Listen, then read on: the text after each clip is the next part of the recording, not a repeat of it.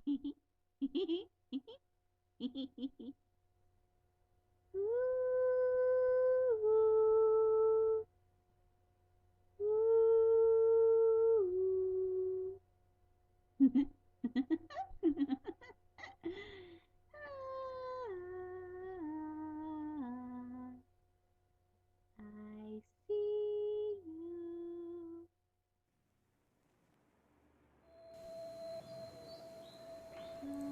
Untuk kualitas audio yang lebih baik, silahkan gunakan headset atau headphone kalian.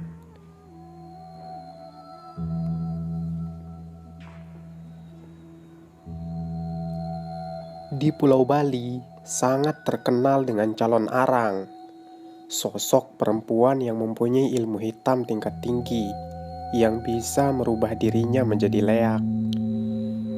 Kalau di Lombok, terkenal dengan Sela. Orang yang mempunyai ajian Sela bisa berubah menjadi hewan atau benda apapun yang diinginkan.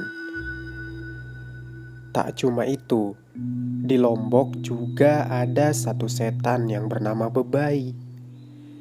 Hantu Bebai ini adalah hantu yang sangat mematikan. Bentuknya seperti jantung pisang, tapi mempunyai kaki dan tangan, serta mulut lebar dengan gigi-gigi yang tajam. Lidahnya juga menjulur sampai ke tanah. Ukuran hantu Bebai ini tidaklah besar, mungkin setinggi anak kecil yang berumur 2 atau 3 tahun. Baik, sekarang kita mulai cerita tentang si Bebai ini.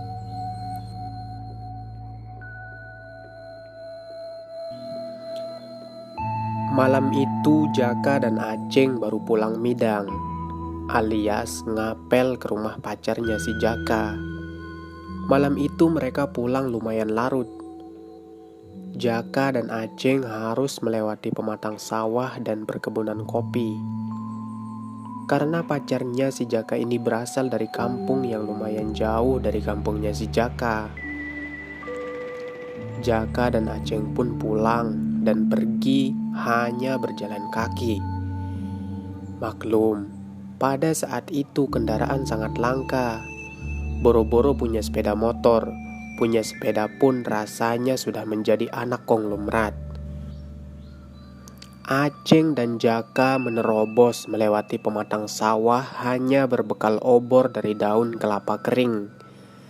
Di sepanjang jalan, si Jaka memuji kekasihnya itu. Ceng, kamu lihat gak tadi gimana senyumnya si Denin? Manis banget kan?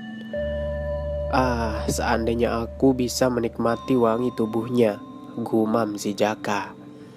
Namun tampaknya Aceng tidak suka mendengar ocehan si Jaka, karena rupanya si Aceng juga suka sama si Denin. Tapi emang kalah saing aja, karena si Aceng ini tidak setampan Jaka. Perawakannya juga kerdil, gak seperti Jaka yang tinggi dan gagah. Tak terasa Aceng dan Jaka kini melewati jalan setapak yang agak besar. Jalan itu agak menurun. Di samping jalan terdapat pohon-pohon yang besar dan rindang.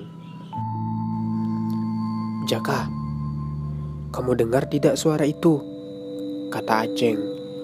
Hah? Suara apa sih? Timpal Jaka kepada si Aceng. Itu, sahut Aceng. Mereka mengencangkan telinga dan sayup-sayup terdengar suara anak kecil yang tertawa.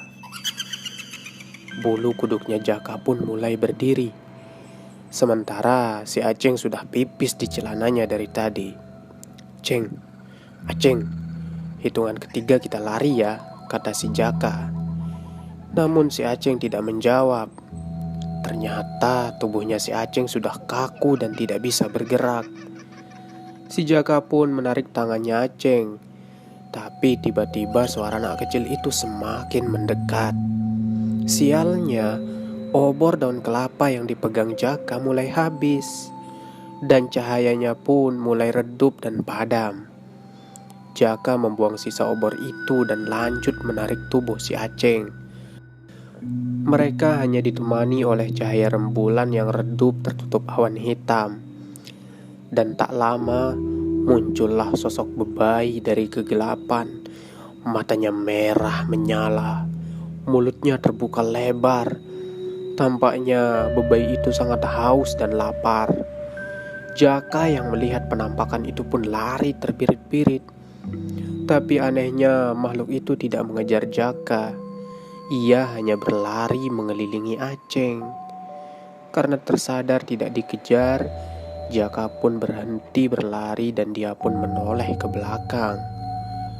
Karena jiwa solidaritasnya tinggi, Jaka pun memberanikan diri untuk kembali menyelamatkan si Aceng.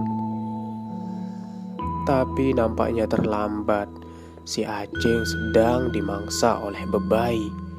Jaka melihat dengan mata kepalanya sendiri. Sahabatnya disantap oleh hantu bebai yang lapar. Jantung dan hatinya dimakan habis. Tubuhnya dicabik-cabik oleh bebai dengan gigi-gigi tajamnya. Begitu ganas bebai itu memakan tubuh Aceng. Tak kuasa melihat pemandangan itu, Jaka pun lari sambil muntah-muntah. Sesampainya di masjid dekat rumah, si Jaka pun mulai mengurangi kecepatan. Singkat cerita, Jaka pun sampai di rumahnya. Semua orang di rumah itu sudah tidur, karena Jaka hanya tinggal bersama kakek dan neneknya. Orang tua Jaka entah di mana. Ayah Jaka merantau ke luar negeri saat dia masih di dalam kandungan.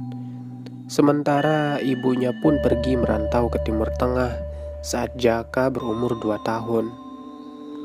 Hingga kini umur Jaka 20 tahun, ibunya tak kunjung pulang. Begitupun ayahnya. Malam itu Jaka tidak bisa tidur. Menjelang subuh baru dia bisa tertidur. Hingga Jaka tidur sampai matahari sudah mulai menyengat. Namun tidurnya Jaka terganggu. Seseorang menggedor-gedor pintu gubuknya Jaka. Sontak kakek dan neneknya yang sedang sarapan pun dibuat kaget. Jaka yang sedang tidur pun langsung bangun. Ternyata yang menggedor itu adalah si Ameng, temannya Jaka. Ameng kelihatan ngos-ngosan dan tidak tahu mau bilang apa. Kakek pun menenangkannya. "Coba kamu tenang dulu, ada apa?" kata kakek. "Si Aceng, kek. Si Aceng." Dari dalam bilik si Jaka mendengar si Aceng. Ia pun langsung tersadar dan berlari keluar gubuk tanpa menghiraukan si Ameng. "Kenapa si Aceng?" kata kakek. "Si Aceng ditikam. Tewas di jalanan dekat kebun kopi." "Innalillah," timpal si kakek. Singkat cerita, Jaka tiba di tempat kejadian. Sudah banyak warga yang melihat mayat si Aceng yang mengenaskan. Bola matanya keluar, ada lubang di dadanya, darah berserakan sekelilingnya. Lidahnya pun terpotong seperti digigit binatang buas. "Tidak salah lagi, ini pasti ulah bebai," kata seorang warga. Dan warga lainnya pun membetulkan perkataan itu. Selesai. Terima kasih sudah mendengarkan cerita ini. Tunggu cerita selanjutnya di episode berikutnya.